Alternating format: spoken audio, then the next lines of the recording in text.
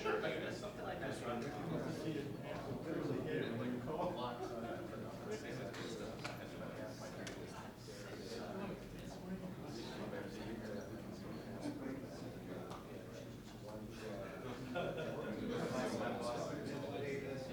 That's what they said about Iraq.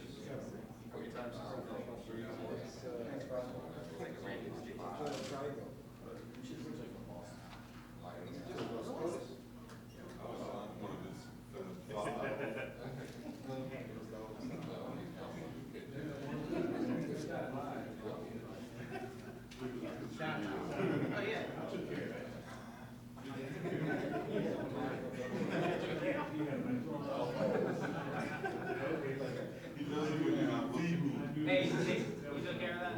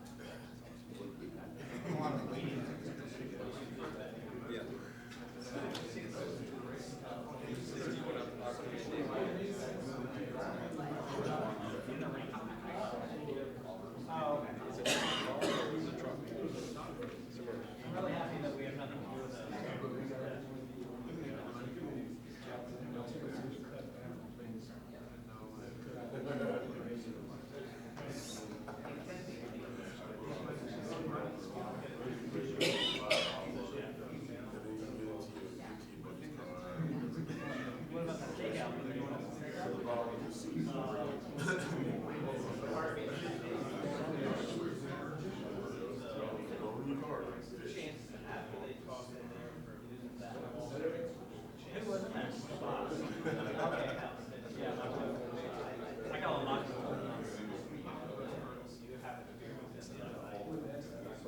Well, no, it's not. It doesn't.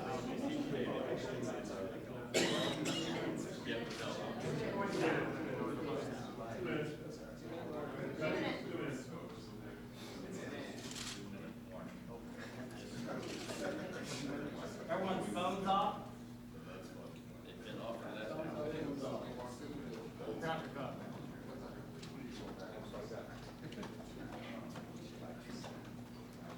I meant to say, are everyone's phones off?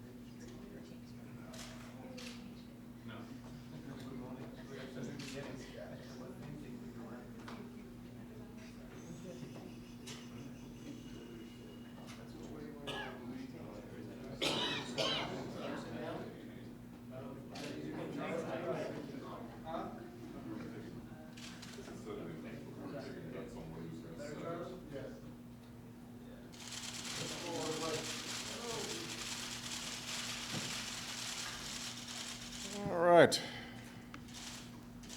Good afternoon, everybody. Today, the United Nations Security Council voted overwhelmingly to sanction Iran for its continued failure to live up to its obligations. This resolution will put in place the toughest sanctions ever faced by the Iranian government, and it sends an unmistakable message about the international community's commitment to stopping the spread of nuclear weapons. For years, the Iranian government has failed to live up to its obligations under the Nuclear Non-Proliferation Treaty. It has violated its commitments to the International Atomic Energy Agency. It has ignored UN Security Council resolutions. And while Iran's leaders hide behind outlandish rhetoric, their actions have been deeply troubling. Indeed, when I took office just over 16 months ago, Iranian intransigence was well established. Iran had gone from 0 centrifuges spinning to several thousand, and the international community was divided about how to move forward. Yet, this day was not inevitable. We made clear from the beginning of my administration that the United States was prepared to pursue diplomatic solutions to address the concerns over Iranian nuclear programs. I extended the offer of engagement on the basis of mutual interest and mutual respect. And together with the United Kingdom, with Russia, China, and Germany, we sat down with our Iranian counterparts. We offered the opportunity of a better relationship between Iran and the international community, one that reduced Iran's political isolation and increased its economic integration with the rest of the world. In short, we offered the Iranian government the prospect of a better future for its people if, and only if, it lives up to its international obligations. So there is no double standard at play here. We've made it clear time and again that we respect Iran's right, like all countries, to access peaceful nuclear energy.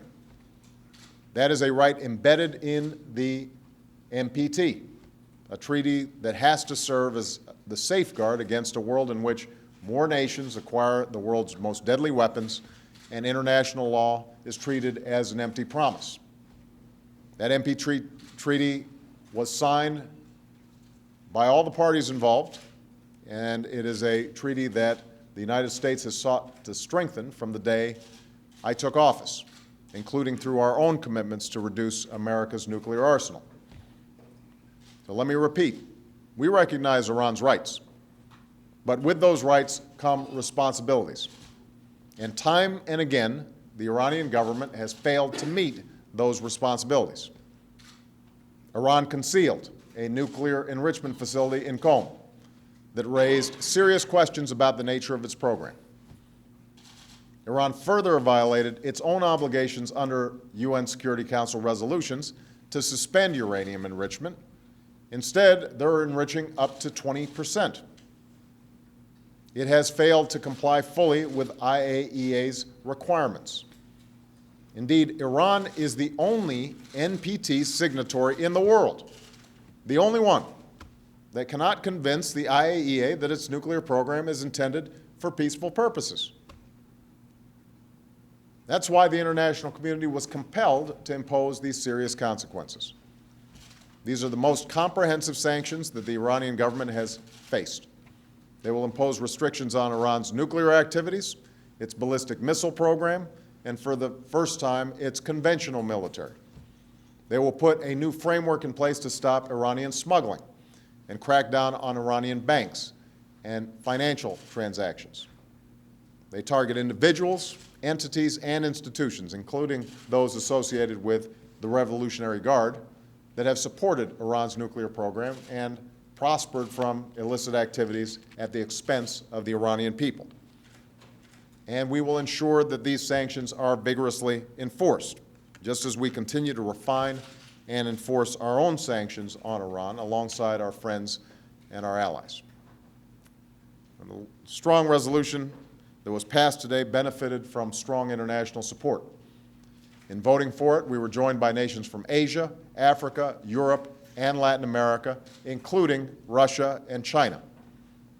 And these sanctions showed the united view of the international community that a nuclear arms race in the Middle East is in nobody's interests, and that nations must be held accountable for challenging the global non-proliferation regime.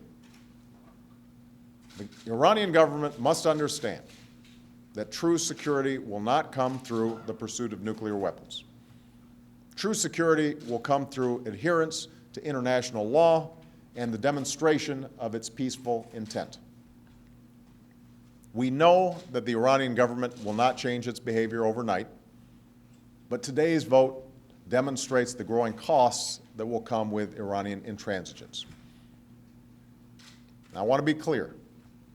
These sanctions do not close the door on diplomacy. Iran continues to have the opportunity to take a different and better path. I would like nothing more than to reach the day when the Iranian government fulfills its international obligations. A day when these sanctions are lifted, previous sanctions are lifted, and the Iranian people can finally fulfill the greatness of the Iranian nation. Indeed, these sanctions are not directed at the Iranian people. As I said in Cairo, for decades, the Iranian government has defined itself in opposition to my country. But faced with the opportunity to find a new way forward, one that would benefit its own people, the Iranian government has chosen instead to remain a prisoner of the past. Saturday will mark 1 year from the day that an election captivated the attention of the world. An event that should have been remembered for how the Iranian people participated with remarkable enthusiasm, but will instead be remembered for how the Iranian government brutally suppressed dissent and murdered the innocent, including a young woman left to die in the street. Actions do have consequences, and today the Iranian government will face some of those consequences. Because whether it is threatening the nuclear non-proliferation regime, or the human rights of its own citizens, or the stability of its own neighbors by supporting terrorism, the Iranian government continues to demonstrate that its own unjust actions are a threat to justice everywhere. I want and hope for the people of Iran that the government of Iran will make a different choice. It can make a different choice and pursue a course that will reaffirm the NPT as the basis of global nonproliferation and disarmament, a course that will advance Iran's own security and prosperity, and the peace of the wider world. Today's sanctions are yet another signal that if the Iranian government continues to undermine the NPT and the peace that it protects, then Iran will find itself more isolated, less prosperous, and less secure. Thank you. All right.